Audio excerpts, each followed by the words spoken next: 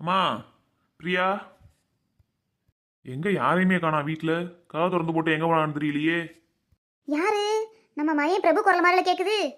வாப்பா வா பிரகாஷ், உட்காருங்க ரெண்டு பேரும். இப்பத்தே அம்மா அப்பாக்கன்னு தோணுச்சு ரெண்டு பேத்துக்கும்.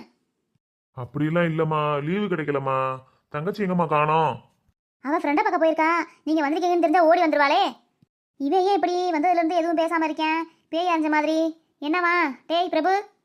இல்லம்மா, ட்ரெயின்ல வந்தோம்ல, அதனால டயர்டா இருக்குமா.